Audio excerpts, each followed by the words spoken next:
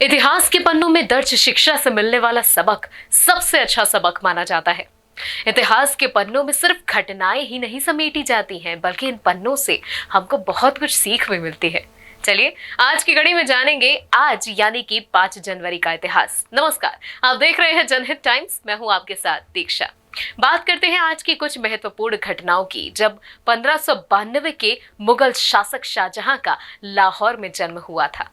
आपको बता दें कि आगरा में ताजमहल बनाकर अपने प्यार को अमर बनाने वाले मुगल बादशाह शाहजहां 5 जनवरी 1592 को लाहौर में मुगल सम्राट जहांगीर के पुत्र के रूप में जन्मे थे। मुगल सम्राट अकबर शाहजहां के दादाजी थे। साथ ही दिल्ली की जामा मस्जिद और लाल किला भी शाहजहां ने ही बनवाया था।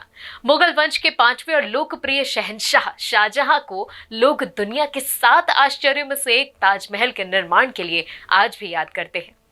ताजमहल शाहजहां और उनकी प्रिय बेगम मुमताज महल की प्यार की निशानी है। उन्होंने अपने शासनकाल में मुगल कालीन कला और साथ ही संस्कृति को जमकर बढ़ावा दिया था। इसीलिए शाहजहां के युग को स्थापत्य कला का स्वर्णिम युग एवं भारतीय सभ्यता का सबसे समृद्ध काल के रूप में जाना जाता है। शाहजहां एक बहादुर, न्यायप्रिय एवं दूरगामी सोच रखने वाले मुगल शहंशाह थे। बेहद कम उम्र में ही शाहजहां ने राजपाट संभाल लिया था। शाहजहां ने अपनी कुशल रणनीति से मुगल साम्राज्य का काफी विस्तार किया था।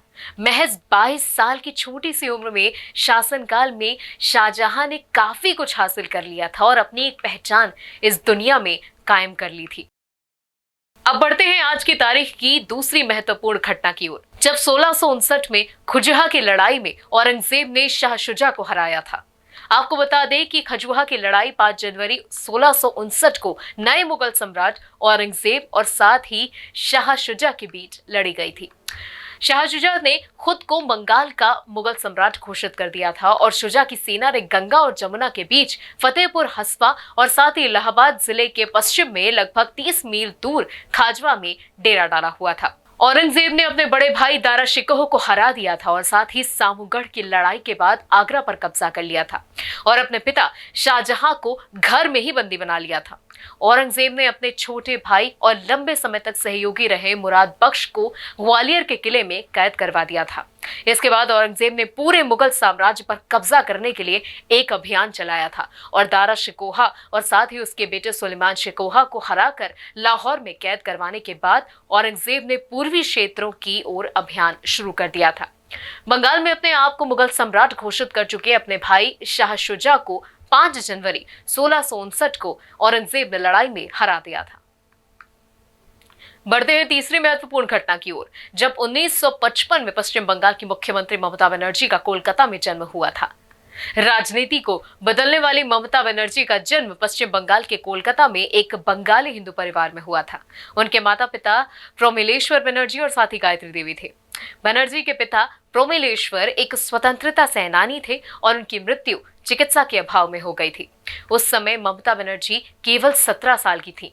1970 में ममता बनर्जी ने इतिहास में स्नातक और साथ ही इस्लामी इतिहास में मास्टर्स डिग्री हासिल की थी। शिक्षा की डिग्री, कानून की डिग्री, डॉक्टरेट की लेक्चरर की डिग्री, साथ ही ये सब कुछ प्राप्त करने के बाद उन्हें डॉक्टरेट की मानद उपाधि से सम्मानित किया गया था।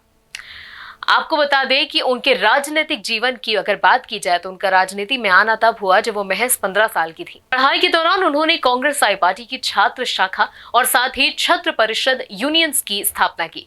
वो पश्चिम बंगाल में कांग्रेस आई पार्टी में और साथ ही अन्य स्थानीय राजनीतिक संगठनों में विभिन्न पदों पर रही। वर्तमान में ममता बनर्जी पश्चिम बंगाल की मुख्यमंत्री हैं। बढ़ते हैं चौथी घटना की तरफ, जब 5 जनवरी 1970 में आए भूकंप ने निगल ली थी 15,000 लोगों की जान। ये दिन एक ऐसी दर्दनाक घटना का भी है जिस वक्त 15,000 लोगों ने अपनी जान गंवा दी थी। आपको बता दें कि 5 जनवरी 1970 की देर रात सभी लोग गहरी नींद में सोए हुए थे कि अचानक चीन की धरती कांप उठी। समय करीब 1 बजे का था और ये एक भीषण भूकंप था जिसमें 15,000 से ज्यादा लोगों की मौत हो गई थी।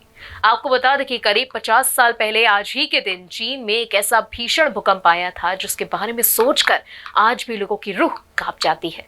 चीन के यूनियान प्रांत के टोंगहाई काउंटी में जब लोग रात में गहरी नींद में थे तभी अचानक 7.1 तीव्रता के आए भूकंप ने भारी तबाही मचा दी थी। देखते ही देखते पूरा शहर मलबे के ढेर में बदल चुका था। इस भूकंप में 15,000 से ज्यादा लोगों की मौत हो गई। इस भूकंप से पहले यहाँ आखिरी बार 7 तीव्रता वाला भूकंप 1700 में आया था। और अब बढ़ते हैं इस दिन की आखिरी महत्वपूर्ण घटना की तरफ, जब 2014 में संचार उपग्रह GSAT-14 पृथ्वी की कक्षा में स्थापित किया गया था। GSAT-14 का प्रक्षेपण GSLV D5 द्वारा किया गया था। GSAT-14 GSAT उपग्रह श्रृंखला का हिस्सा था। साथ ही इसके द्वारा निर्मित ये उपग्रह इसरो द्वारा निर्मित ये उपग्रह I-2T सैटेलाइट बस पर आधारित था और साथ ही इसका ईंधन रहित वजन 851 किलोग्राम है। साथ ही ईंधन के साथ इसका वजन 1982 किलोग्राम था। आपको बता दें कि 19 अगस्त 2013 में रॉकेट के प्रक्षेपण का पहला प्रयास ईंधन प्रणाली से रिसाव का पता चलने के कारण स्थगित कर दिया गया था।